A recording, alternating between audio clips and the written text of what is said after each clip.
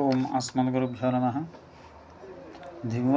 దివ్యమైన రత్నముల వంటి మూడు ఆధ్యాత్మిక గ్రంథాలు కలిగే రత్నత్వయి అంటాం. ఈ మూడు గ్రంథాలు ద్రావిడ దివ్య ప్రబంధానికి సంబంధించినవి. అందులో మొదటి తిరుపల్లాండు. దీన్ని పెరియాళ్వారుగా ప్రసిద్ధి చెందిన విష్ణు భక్తులు వారు రచించారు. తాను పెంచిన పుత్రిక గోదాదేవిని సాక్షాత్ శ్రీరంగనాథ స్వామి కన్యాదానం చేయటమే కాక ఈ పెరియాళ్వారు శ్రీరంగనాథుని ఉద్దేశించి మంగళాశాసనం పాడినారు. అదే తిరుపల్లాండు. ఇక రెండవ తిరుపల్లి ఎలుచి. దీని తొండరపడియాళ్వారు రచించిన భక్తాంగులైన మృదాంకితులైన విప్రనారాయణులు భగవంతుని మేలుకొలుపుతూ పాడిన పాశ్ర ప్రబంధం ఇది. సుప్రభాత సమయాన స్వామి శ్రీరంగనాథ మేలుకో, ఈ లోకాన్ని ఏలుకోవయ్యా అని ప్రార్థిస్తూ పాడిన పాటలే తిరుపల్లి ఎలుచుగా పేరు పొందింది.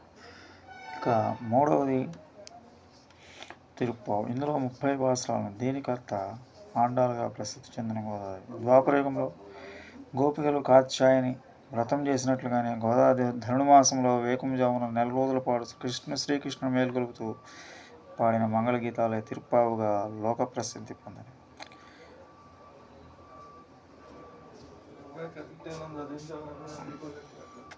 ఈ మూడు గ్రంథాలని మనం ప్రతినిత్యం అనుసంధానం చేసుకుని కృతార్థనవుతాం. స్వస్తి. శ్రీమతే రమజామాతృమునేంద్రాయ మహాత్మనే శ్రీరంగవాసిని భూయాత్ నిత్యశ్రీ నిత్యమంగళ. ఓం అస్మద్గురుభ్యో నమః.